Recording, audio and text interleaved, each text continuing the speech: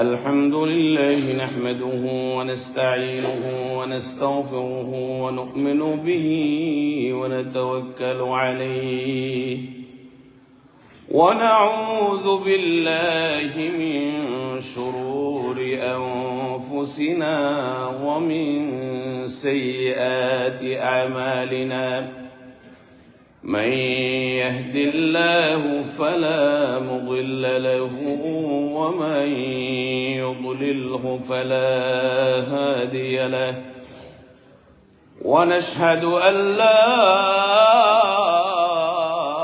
إله إلا الله وحده لا شريك له ونشهد أن سيدنا وحبيبنا ومولانا محمدا عبده ورسوله الذي أرسل إلى الناس كافة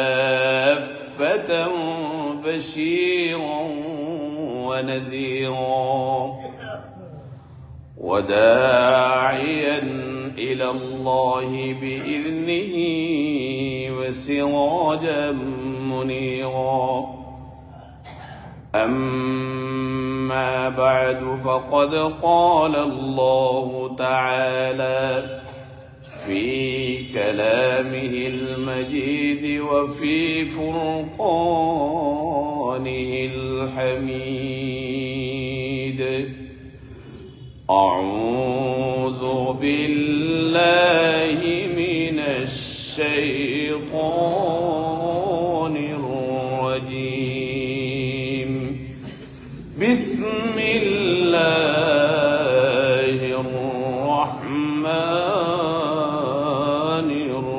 الرحيم يا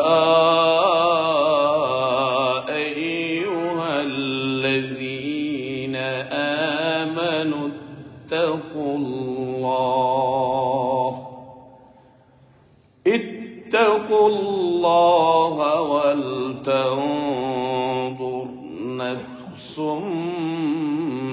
ما قدمت لغد واتقوا الله إن الله خبير بما تعملون وقال رسول الله صلى الله عليه وسلم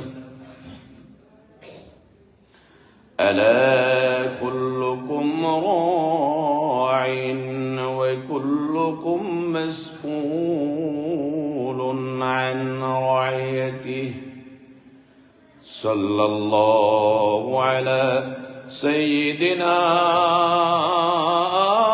ومولانا محمد وعلى آله وأصحابه وسلم সবাই জুড়ে সাথে মহব্বতের সাথে দরুদ পড়ি সাল্লাল্লাহু আলা সাইয়্যিদিনা ওয়া মাওলানা محمد وعلى آله وأصحابه وسلم أستغفر الله إن الله غفور رحيم أستغفر الله الذي لا إله إلا هو الحي القيوم وأتوب إليه ولا حول ولا قوة إلا بالله العلي العظيم سبحان الله وبحمده سبحان الله العظيم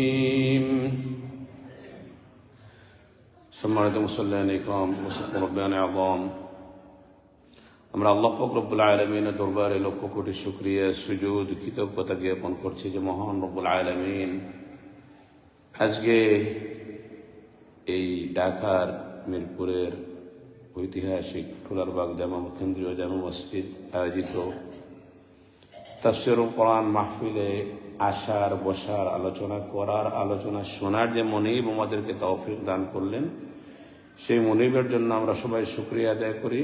সবাই পড়ে আলহামদুলিল্লাহ। আমরা যত বেশি শুকরিয়া আদায় করব, লাভটা আমাদের হবে। আল্লাহ পাক রব্বুল আলামিনের এটাতে কোনো আসে দেয় না। এ পৃথিবীতে কত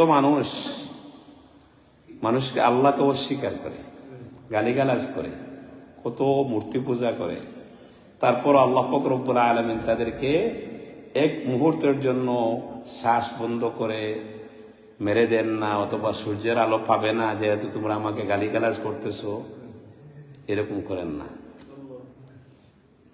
কিন্তু আল্লাহ পাক রব্বুল আলামিন আমাদেরকে সৃষ্টির সেরা মখলুকাত মানুষ হিসাবে পৃথিবীতে আমাদেরকে বানিয়েছেন। আমরা কিন্তু দরখাস্ত করে আমরা কিন্তু মানুষ হয়ে আসিনি। আল্লাহ পাক রব্বুল আলামিন যদি চাইতেন তাহলে আমাদেরকে কিন্তু গরু ছাগলের ঘরেও জন্ম দিতে পারতেন। আল্লাহ পাক রব্বুল আলামিন যদি চাইতেন আমাদেরকে এই যে জনাব মুহাম্মদুর রাসূলুল্লাহ সাল্লাল্লাহু আলাইহি সাল্লামের উম্মত হিসাবে প্রেরণ না করে অন্য নবীর উম্মত হিসাবে পাঠাইলেও পারতেন। এই যে আল্লাহ পাক রব্বুল আলামিন আমাদেরকে আশরাফুল মখলুকাত, সৃষ্টির সেরা হিসাবে ঘোষণা করলেন, কি জন্য? মানুষের যদি হিংস্রতার জন্য সেরা হতো মানুষ, তাহলে তো চিতাবাঘ হওয়ার কথা ছিল। যদি শরীরের জন্য বড় হতো তাহলে তো নীলতিমি, হাতি এগুলা বড় হইতো। তাহলে মানুষকে কেন আল্লাহ পাক রব্বুল আলামিন সৃষ্টির সেরা বললেন? কখন আমরা সৃষ্টির সেরা হতে পারবো, কখন আমরা দাবি করতে পারবো, তা বুঝার বিষয় আছে। কারণ এই যে মানহুস, এটা সব ফার্সি শব্দ। আমাদের বাংলা কিন্তু অনেক বেজাইল্লা যে ভাষা, সেটাকে বলে বাংলা ভাষা। কিছু ফার্সি, কিছু সংস্কৃতি, কিছু সবকিছু মিলাইয়া তারপর হয়েছে খিচুড়ি, এইভাবে আর কি বাংলা ভাষা। তা মানহুস, এই যে মানুষ যেটা বলে, এটা হচ্ছে যার স্বজ্ঞান রয়েছে, যার হিতাহিত জ্ঞান রয়েছে, যে ভালো মন্দ বিচার করার মতো তার নলেজ রয়েছে, তাকে বলা হয় মানুষ। কিন্তু যদি এই মানবতা বোধ, এই যদি হিতাহিত জ্ঞান না থাকে, তাহলে সে মানুষ রূপী হইতে পারে, কিন্তু সে কিন্তু আসল মানুষ নয়। ঠিক কিনা? আমরা যখন ছোট ছিলাম তখন আমাদের মা বাবা বলতো যে মানুষ হতে হবে, লেখাপড়া করে। তো ওনারা চিন্তা করতো আমরা কি গরুর ঘরে জন্ম নিয়েছি নাকি, যে আমার মানুষ হবো? তো পরে পরে বুঝতে পারলাম যে আসল যে মানুষের ঘরে জন্ম নিলেই মানুষ হওয়া যায় না। এই জন্য একটা প্রবাদ আছে যে মা বাবা বানায় ভূত আর উস্তাদ বানায় ভূত। তো এই জন্য আপনাকে যদি আসল মখলুক, সৃষ্টির সেরা জীব, আশরাফুল মখলুকাত হতে হয়, যার ব্যাপারে বলা হচ্ছে ওয়ালাকাদ কাররামনা বানি আদম ওয়া হামালনাহুম ফিল বাররি ওয়াল বাহর ওয়া রাযাকনাহুম মিনাত তাইয়্যিবাত ওয়া ফাদ্দালনাহুম আলা কাসীরিম মিম্মান খালাকনা তাফদীলা। নিশ্চয়ই আমি আল্লাহ ওয়ালাকাদ কাররামনা বানি আদম, এই আদম সন্তান দিগকে, মানুষদেরকে আমি সম্মানিত করে সৃষ্টি করেছি। ওয়ালাকাদ খালাকনাহুম ফিল বাররি ওয়াল বাহর, এবং তাদের জন্য সাগর, সবকিছু আমি সৃষ্টি করেছি। কে করেছে? কিন্তু আল্লাহ পাক রব্বুল আলামিন এই সমস্ত কায়নাত সৃষ্টিকুল আমাদের সার্ভিসের জন্য, আমাদের খেদমতের জন্য সৃষ্টি করলেন। কিন্তু আল্লাহ আমাদের থেকে কি চান? আল্লাহর চাওয়া কি?